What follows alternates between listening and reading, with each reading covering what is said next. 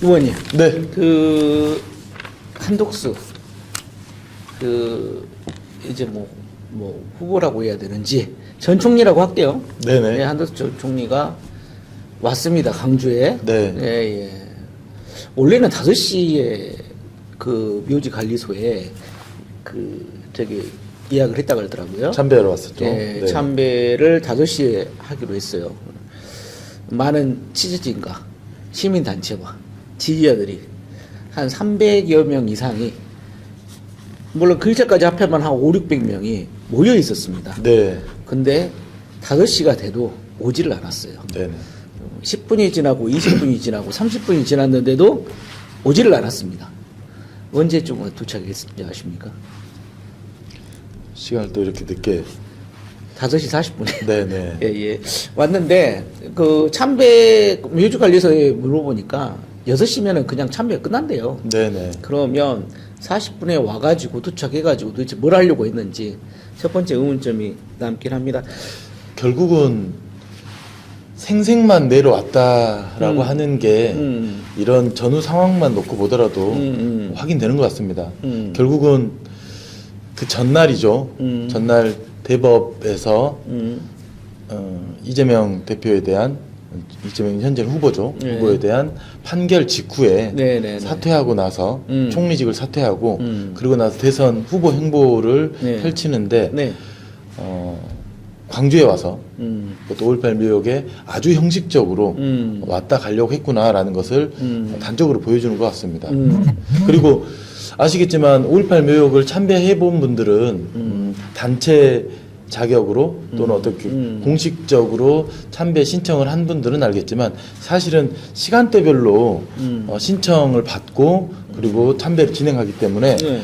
타 신청한 분들 또는 이후에 신청할 분들에 대한 예의상으로도 그 시간 엄수를 해야만이 사실은 참배를 안정적으로 진행할 수가 있습니다. 그렇죠. 근데 뭐 이것저것 다 지키지 않고 예. 진행했던 것은 예. 우선 5.18 묘역에 대한 예의가 없다. 그리고 더 나아가서는 5.18 어떤 민주 영령에 대한 이거는 기본적인 자세가 아니다라는 말씀을 좀 드리고 싶습니다. 자, 한 전 총리의 그 5.18 묘지 그 참배 예고에 대해서 사실은 이제 3시 30분부터 시민단체, 네. 내가 이제 정확하게 말하면 시민단체, 여러 시민단체가 모여서 내란 청소년 아마 척결을 위한 강주 비상행동이라는 네네.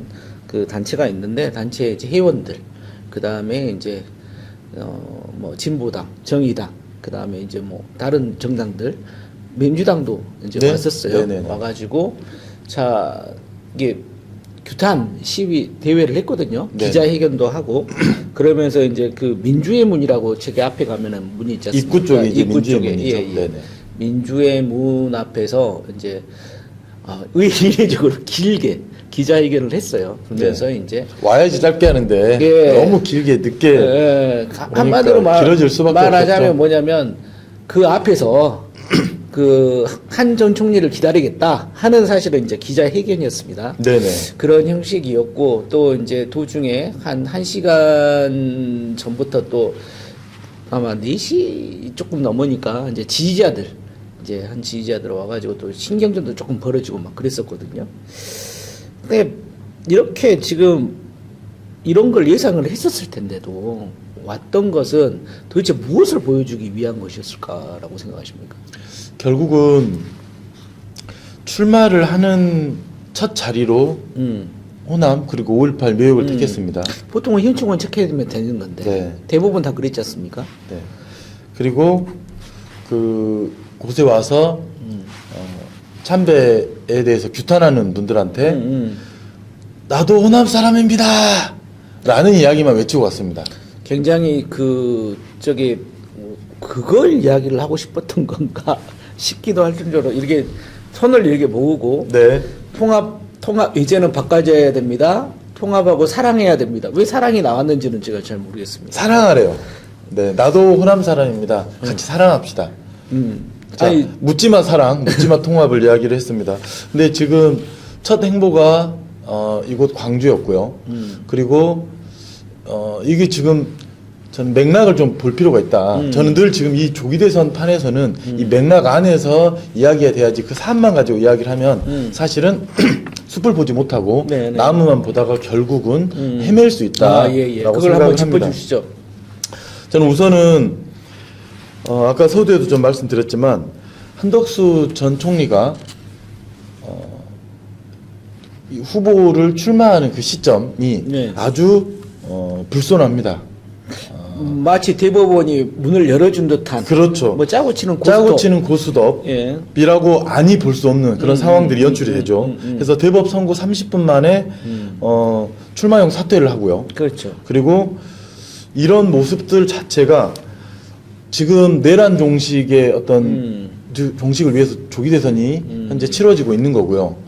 조기 대선 이후에 내란을 완전히 종식시키고 말 그대로 새로운 민주적인 대한민국이 만들어지기 기대하는 국민들 앞에 그것에 선거가 잘 안정적으로 치러지도록 하기 위한 임무가 현재 대통령이 없기 때문에 대통령 권한대행이라고 하는 직을 맡고 있는 한 전 총리한테는 있었습니다. 그러니까요. 근데 보란 듯이 그걸 걷어차고 대법 선고 직후에 다시 말해 현재 제1야당의 대표 주자이면서 대선 후보이면서 지금 유력한 대선급 주자의 선거 결과를 기다렸다는 듯이 바로 출마를 했습니다. 마치 무대 연출을 보는 듯한 마치 그런 맞습니다. 그런 출마였거든요. 시간대별로. 네, 누군가가 마치 위에서 다 예, 연출하고 예. 각본을 짜준 듯한 그렇죠. 각본을 짜준 듯한 예. 이런 모양이었는데요.